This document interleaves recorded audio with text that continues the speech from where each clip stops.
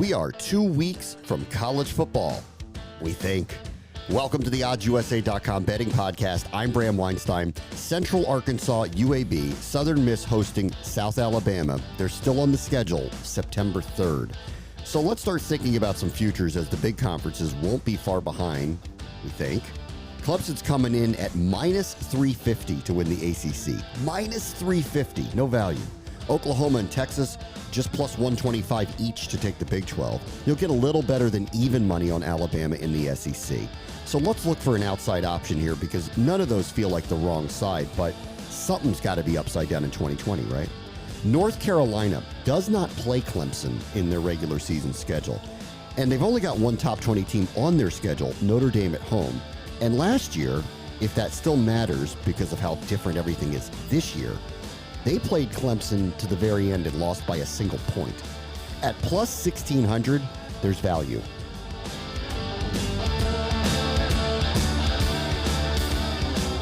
Let's welcome back Brent Boer from OddsUSA.com. Hey, Brent, how are you? I'm doing well, Brent. Thank you. How are you doing? All right, last couple of weeks, you've just been killing it with the first five MLB market. So where are we this week? Yeah, so we've seen some ebbs and flows, but we've also seen some of the usual suspects kind of holding steady. The past couple of weeks, we've been kind of glowing about the Colorado Rockies and the Cleveland Indians, how they like to go under more than really any of the other teams in baseball, and that's still the case as we enter this week. The Indians have gone under in basically 20 of their 30 games. They've gone under this year, with Colorado actually doing 22 of 30. So both of those teams have been going way under all season long. Then we also have a couple new teams to kind of talk about. The Los Angeles Angels, they've had a rough year under Joe Madden. Really kind of a disappointing start to their season. A lot of people, myself included, they had them kind of as a sleeper out there in the AL West. But one positive from them being so bad is that they have gone over the number in the first 5 innings, a ridiculous 21 of 32 times, with them going over that number, Bram, 9 of 10 in their last 10. So I know I'm probably jinxing that by putting it out into the universe, but right now they are red hot. The Washington Nationals, same thing. The defending World Series champs, they kind of stumbled out of the gate as well. They're not as in dire straits as the Angels, but they are also going over the number in 18 of 27 and 9 of their last 10 as well. So yeah, both of those teams have been just lighting up the scoreboards one way or the other, either with their bad pitching or their offenses. Yeah, the Nationals, they're hard to figure right now. Strasburg's not coming back, so the pitching is clearly weak and weaker. They've had problems with their bullpen, and their lineup is really hit and miss. I mean, it's very hard to tell with them night by night what you're going to get out of them. Absolutely, yeah. That entire division has really been kind of a quandary in itself. I mean, the Braves are very up and down, Phillies are very up and down, so that'll be an interesting division to watch kind of unfold the rest of the way. But if you're looking to make a couple quick bets, maybe some quick bucks, definitely look at the over with the Washington Nationals and the LA Angels in the first 5 innings. Okay. We were going to talk about the NBA. I'll get into it in a minute, but I mean, here we are taping on Wednesday night, and there aren't any games going on today because of the social justice protests of the teams. And I'm not sure what's going to happen tomorrow, whether there's going to be games or not. So let's revisit the NBA in a minute, and I'll get some thoughts from you on the idea of whenever they are going to play these games, because I'm not sure when they're going to happen, and I'm not sure any of us know when it's going to happen. Let's talk about Flyers and Islanders, though. Series is now tied at 1. Flyers blew a 3-goal lead in game 2, but won in overtime anyway.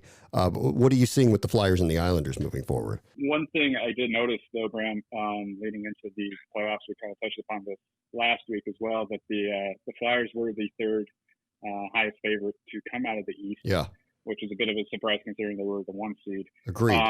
Be interesting to see how that market adjusts here now that game is in the books. And actually pulling up the data now, they have the up-to-date numbers, and the Flyers are still listed at plus 750 to win the Stanley Cup, with the Islanders not far behind at 8-1. So right now, odds makers have basically kind of keyed that as the toss-up that it appears to be. And we saw that today after, like you mentioned, the Flyers took that big 3-goal lead before letting the Islanders get back in it and making that game work for Philly fans. But yeah, going forward, they definitely, at least per odds makers, they have them kind of evenly matched in that. Odds makers actually still favor the Boston Bruins to come out of the East. They're at plus 370 right now to win the Stanley Cup, and they were the favorite right around even odds to come out of the East with Tampa Bay. Not too far behind them. I mean, on the last pod, I mentioned this. I'll see if this sits with you. I mean, granted, they almost blew game 2 today. They had a big lead in it. But the Flyers at just minus 115 to win this series, having outscored the Islanders by 40 to 50 goals, somewhere in that number throughout the year. I don't know. That felt like easy money to me that the Flyers are going to win this series and at least get to the Eastern Conference Final. Yeah, the odds involving the Flyers have been kind of puzzling, really, ever since before the semifinal round started. The odds makers, just for whatever reason, are not too heavy on them in comparison to the other teams in the East. So, I kind of circled them last week as a team that had a lot of value just because they were the top seed and they had a red-hot goalie. And, if they can get past this pesky Islanders team, they have as good a shot as anybody left standing in the NHL to bring that Stanley Cup home. All right, what else from the NHL playoffs? What's standing out to you? Yeah, well, last week, it's funny how things change in sports so quickly, but the Colorado Avalanche were neck and neck with the Vegas Golden Knights as the presumptive favorite to win the Stanley Cup. And then after they suffered really big injuries to their goaltender, Philip Grubauer, and their top defenseman, Eric Johnson, the Avs have just looked like a shell of their former selves ever since those two players got hurt. As of this recording, Brand, they trailed in the series 2-0, and the odds have adjusted to where if you think the Avs will come back and beat the Dallas Stars to advance to the Western Conference Finals, you can get that at plus 235 now. And they were favored, like I said, they were like the co-short favorite to win the Stanley Cup at the beginning of this round, but those two injuries have dramatically changed their odds. They're now at 12-1 to win the Stanley Cup. So Vegas, meanwhile, they remain your short favorites. They're at plus 220, and then, like I said, the aforementioned Boston Bruins are your second favorite at plus 370. All right, let's get into the NBA here for a minute, and I guess we just kind of have to overlook that they're just not playing right now, and the assumption is that they will resume the playoffs, although I don't know that 100% that's going to happen. We'll have to see what happens over the next 24 hours or so and how the teams feel about it. But assuming they do resume, what's got your eye right now in the NBA playoffs? Yeah, obviously before today, our research looks a little bit different, but excluding the protest of today, one thing that definitely caught my eye is just that the Los Angeles Lakers are back in the odds makers' favor again. Last week when we taped, I mean, the Portland Trailblazers were red hot. They just won game 1. A lot of people were starting to wonder, are the Lakers in trouble? The Blazers got all the way down to 28-1 odds to win the title, but after falling behind 3-1, Brand, they're back to 250-1 to win it all. The Lakers back to plus 320, and odds makers still have the Clippers and Bucks as your co-favorites at plus 270. The only semifinal series that's set is Boston and Toronto. Right now, the series price, if you like the Celtics to defeat the defending world champions, you can get that at plus 116. Odds makers have the Raptors favored at minus 142. But one kind of prop that I circled, and I just kind of envision if we do have basketball back, that this is going to be a very, very good series, very close. I could see it going the full 7 games. Just out of curiosity, if you like the Celtics in 7, you can get that at plus 500. If you like Toronto in 7, you can get that at plus 440. So potentially a good value there on either side, really, if you want to kind of try to hedge any future bets or anything like that. But, yeah. The strange thing with the series, I mean, in general, and maybe this will be different, but I mean, we've seen a few sweeps here, and I think it's something about the bubble and no one's coming back from 3-0 or something. I don't know what it is, but there's something there that's kind of off with that. So I think if someone gets up 3-1, you're going to have a hard time seeing a game 7 when in any other year, you might still have a possibility of something like that. There's something about the bubble that's kind of thrown that off, but I agree with you. In a series that feels like it's very evenly matched. Yes, absolutely. All right, Brent, if people want to find you on Twitter, how do they go about it? Well, I run a semi-famous account that's kind of quiet right now just because we're out of football season, but here in a few weeks we're going to get cranking. But I run the @OJohnMadden Twitter account. If you want to follow You've me been there, unmasked. Unmasked. You got to find me there. By all means, come on by, follow us. We're also in partnership with OddsUSA. I've been putting out daily NFL team previews. We're up to day 18 now, Brian and County. We're getting close to that football season. So we actually have I believe it was double check. We have the Chicago Bears preview posted today. So Cool. for anybody who wants to check that out, go to oddsusa.com. Awesome. All right, Brent, we'll talk to you next week. Thanks. Thanks a lot, Brad. Have a good one. Up next, Cam McCann on the NHL semis and the FedEx playoffs. This is the OddsUSA.com betting podcast.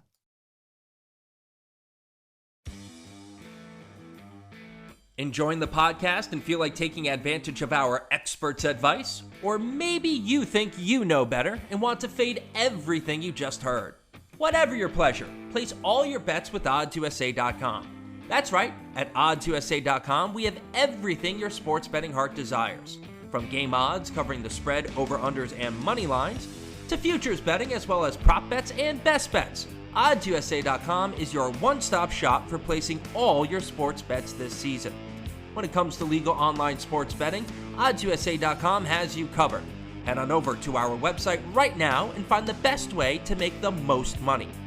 You can do that by easily comparing which sportsbook is best for your bet, then just click on the action button and put your money where your mouth is. The best bets and deals take only a minute to complete, so head on over right now to oddsusa.com and take advantage of all our offers today. That's ODDSUSA.com and get started today. And happy betting. Check out OddsUSA.com for the latest offers, including from PointsBet, where they'll make it rain with the Subway Series. If you're in Jersey, place a $25 pregame money line or run line bet on the Mets and Yankees games and get a $10 bonus on any home run hit by the team you bet on.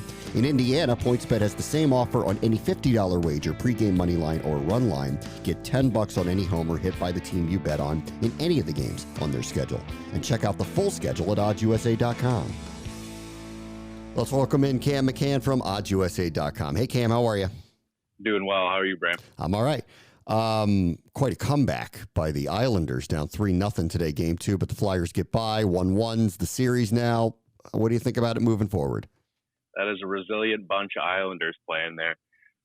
In that series, I'm liking a lot of overs. I don't see. I'm going to continue to ride the trend of what the Islanders are doing. They're usually one of the better defensive teams in the league, but right now they do not have any problem scoring goals.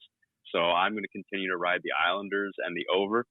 Philly came out flying this game, but as you saw, the Islanders battled all the way back, and I think they're a bit of team of destiny right now. Barry Trotz has them playing a good brand of hockey, good playoff hockey. Philly started to slow down. They didn't look that good against Montreal. They didn't look good in game 1 against the Islanders, and they started well, but the Islanders still battled back. So I'm going to continue to ride overs and Islanders in that series. I'm sticking with the Flyers here. I think they score too much for New York, but I'm waning a little bit on it. I mean, I'm with you. There feels a little team of destiny. I just don't know that New York is literally talented enough, and I'm starting to feel like whoever gets through this is losing to the winner of the other series.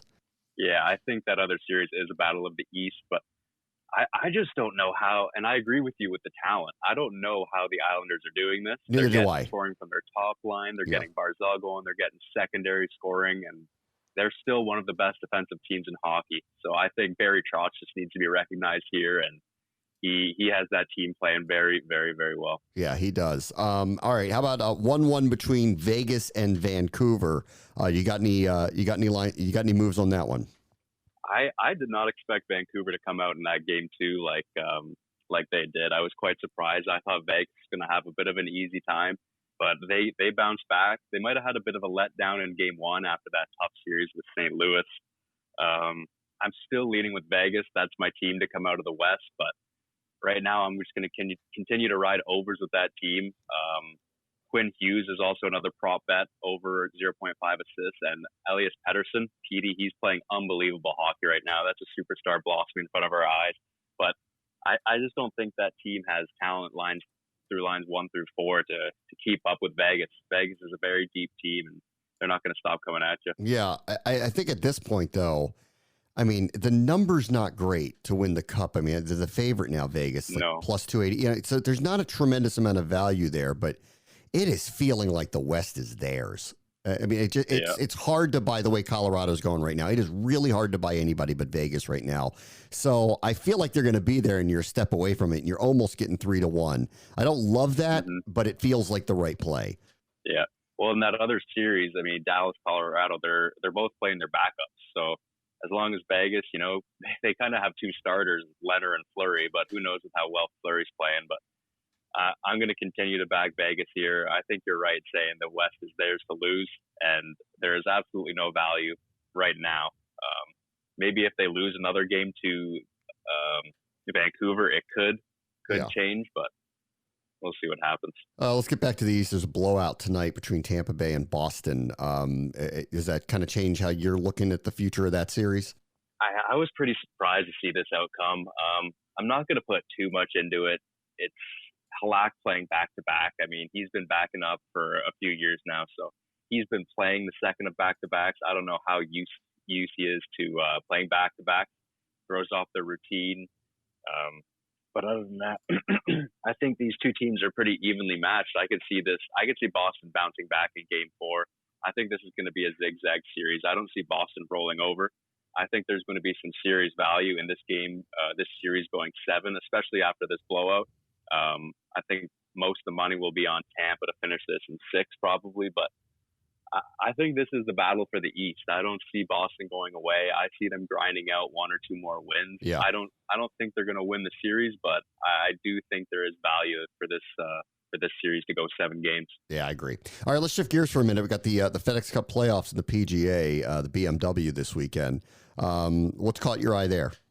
Well, there's one golfer that has caught my eye since the beginning of Restart, and no one is playing quite as consistent as him, and that's Daniel Berger. Since the restart, he is the only golfer averaging over 2 strokes per game per round. Bryson was with him before, but after he missed the cut last weekend, he fell out of that. I'm looking at a matchup, Berger over Day at -135. Day's run of consistency, top 10s, it kind of ended last week. He didn't play very well with his irons, and I just think it's a good matchup against Berger. I like Berger his value is, I think, plus 2,200 right now, or plus 2,000. I don't know if he's going to win. He's had trouble winning. He's got a lot of 3rds, 2nds, 4ths. He won back in June, but I want him to beat Jason Day here in a head-to-head. And look, Jason Day is publicly talking about back issues that he has. He has been for a while. Sometimes if you see the camera, he can't even bend over to pick the ball out of the hole. He's got to bend his knees, and it just looks like a weird kind of old man past his prime, and I don't really know what's going on. It was crazy to see how good form he was in, but I'm gonna fade Day and wait to see if he bounces back. Yeah. Hey Cam, where can they find you on Twitter? It's Cam McCann, CAMCCANN 89. All right, cool. Have a good weekend, and we'll talk to you next week. All right, thanks, Bram. From PointsBet, the Aaron Dolan Booster of the Week is if you bet any amount on John Rahm or Dustin Johnson to win the BMW Championship. They're listed as a duo at plus 425. You'll get that payout boosted up to plus 500. The 2 of them have won 3 events since the restart this year. Check it out at OddsUSA.com. Up next, it's Dane McGuire weighing in on the hockey bubble. This is the OddsUSA.com betting podcast.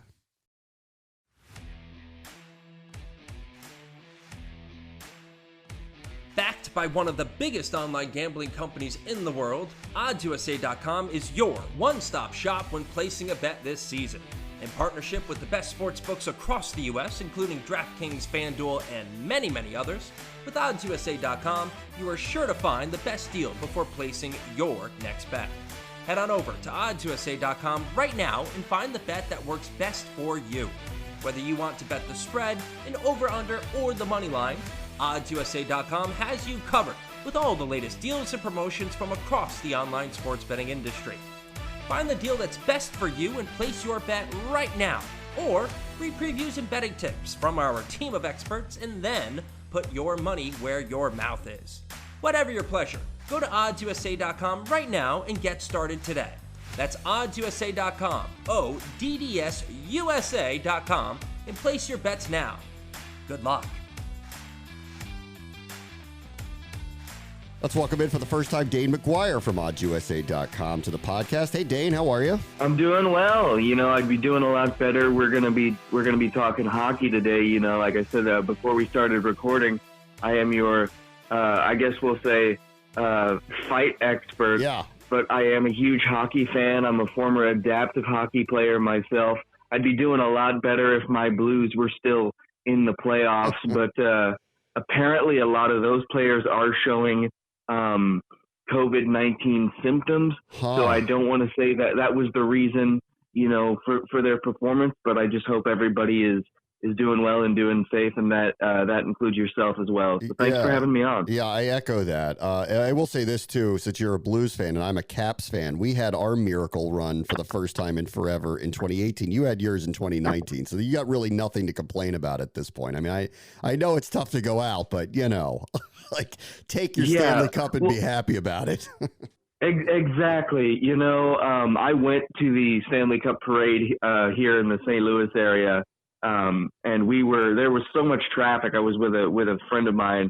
We were getting down there and like, we're like, do we want to do this? Because there was just that many people. It was nuts. And we decided, you know what? We're going to stick with it. We're going to stick it out because we don't know if this is ever going to happen again in our lifetime. So when the Blues won last year, it was my, senior year of college. Or just starting my senior year. So for it to have taken literally my entire life pretty much up to that point, I was like, we're going to this parade. I caught literally a glimpse of the Stanley Cup because of how many people there were and just the setup for the parade. Yeah. Caught literally a glimpse. I was happy with it. But I'll tell you this too before we dive into what we're talking about today.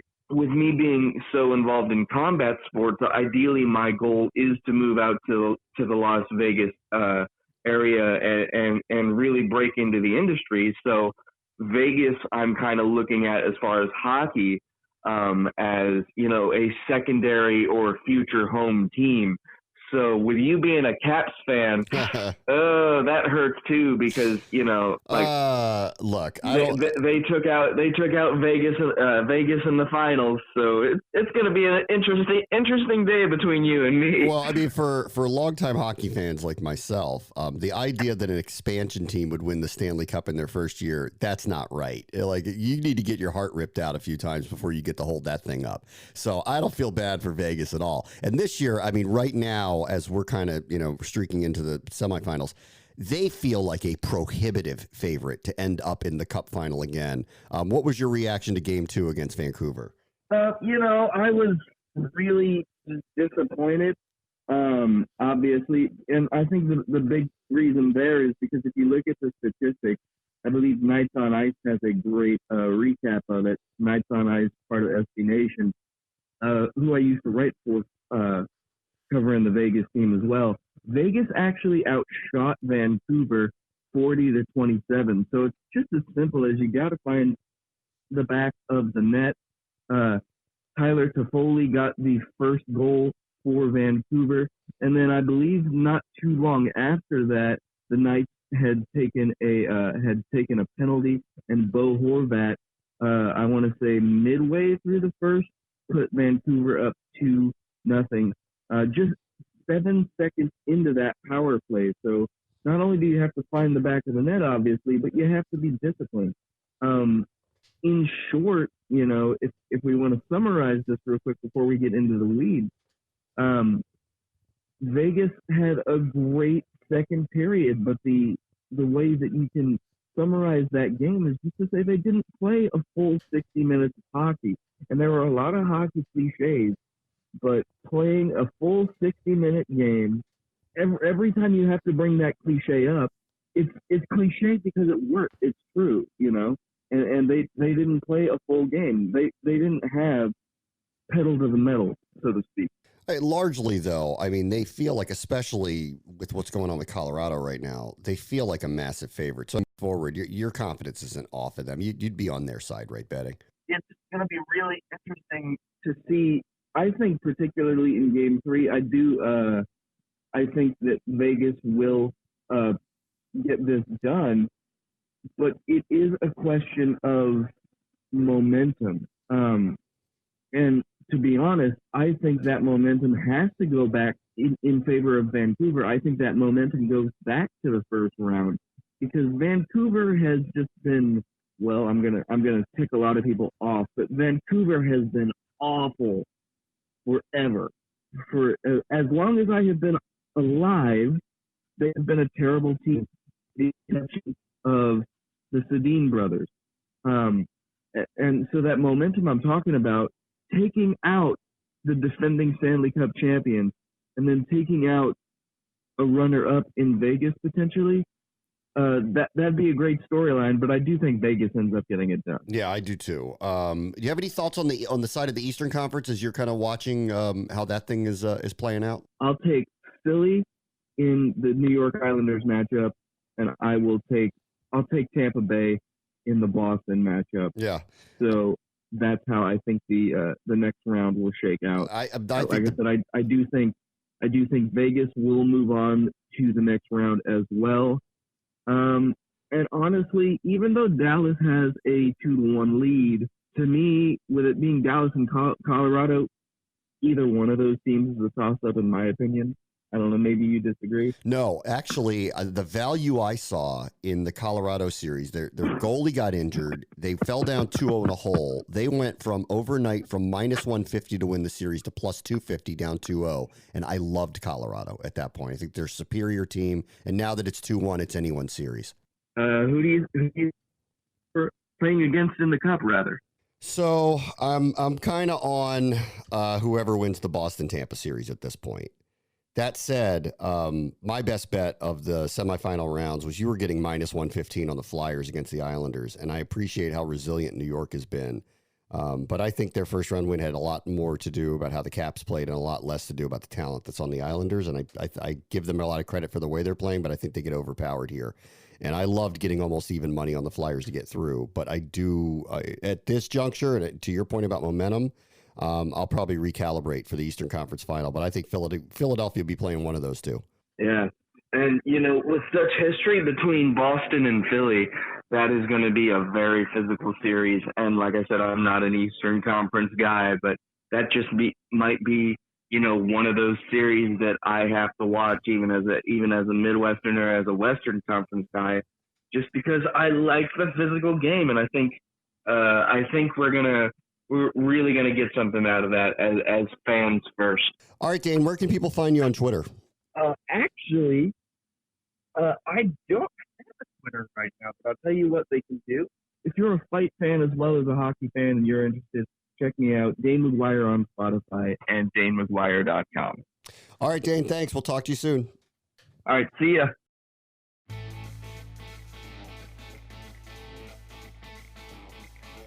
Last thought.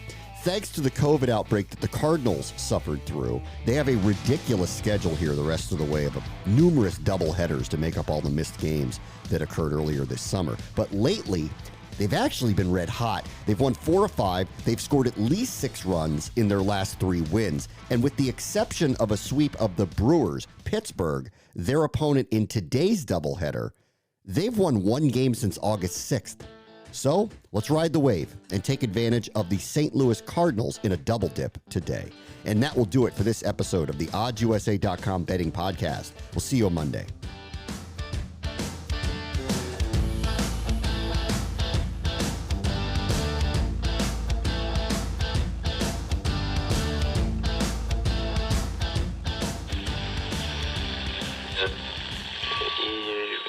Empire.